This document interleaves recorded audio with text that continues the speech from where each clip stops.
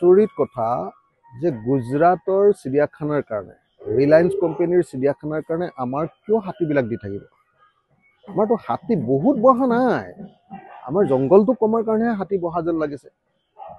বাঢ়িছে বাৰু ইমান কমা নাই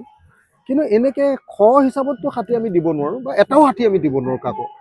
অসমীয়া মানুহৰ পৰা পাৰ্মিশ্যন নোলোৱাকৈ অসমীয়া জাতিক নজনোৱাকৈ অসমৰ মানুহক নজনোৱাকৈ কেনেকৈ অসমৰ মুখ্যমন্ত্ৰীয়ে এনেকৈ অসমৰ হাতী বাহিৰৰ কোম্পানীক বাহিৰৰ কাৰোবাৰ চিৰিয়াখানাৰ কাৰণে কেনেকৈ দিবলৈ সক্ষম হৈছে এইটো নহ'ব দেই অসমৰ মুখ্যমন্ত্ৰীক আমি দাবী উত্থাপন কৰিছোঁ যে অসমৰ পৰা হাতী দিয়াৰ কাৰবাৰটো বন্ধ কৰক আৰু এই কাৰবাৰটো চলি থাকিলে অসমীয়া মানুহে প্ৰতিবাদ সাব্যস্ত কৰিবই লাগিব এইটো কেতিয়াও মানি লোৱা নহ'ব অসমৰ মুখ্যমন্ত্ৰীক মই পোনপটীয়াকৈ আহ্বান জনাইছোঁ যাতে এইটো ব্যৱস্থা গ্ৰহণ কৰে জীৱন খননৰ অনুমোদন দিয়া হৈছে গুজৰাটৰ কোনোবা বাহনে মই নিউজটো দেখিলোঁ যে বাহনে আমাৰ ইয়াৰ পৰা হাতী নিবলৈ আহিছে চব বাহন চিজ কৰিব লাগে নহ'লে ঘূৰাই পঠিয়াব লাগে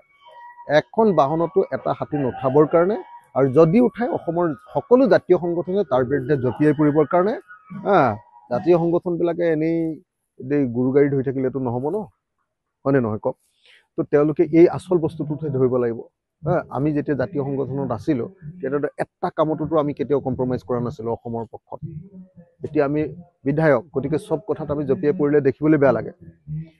মোক এটা বেলেগ দায়িত্ব ৰাইজে দিছে গতিকে মই আহ্বান জনাইছোঁ জাতীয় সংগঠনবিলাকক এনেকুৱা এখনো গাড়ী যাতে ইয়াৰ পৰা পাৰ হৈ যাব নোৱাৰে এখনো গাড়ীত যাতে এটা হাতীও আমাৰ অসমীয়াৰ বিনা অনুমতিত যাতে লৈ যাব নোৱাৰে তাৰ ব্যৱস্থা গ্ৰহণ কৰিব লাগে জাতীয় সংগঠনবিলাকে নহ'লে আৰু আমি নামিব লাগিব আৰু বুঢ়া মানুহবিলাক এয়া কিন্তু নতুন নহয় গোপনে বহু বন্য এইটো কেতিয়াও কৰিবলৈ দিব নালাগে আমি প্ৰতিবাদ সাব্যস্ত কৰিব লাগে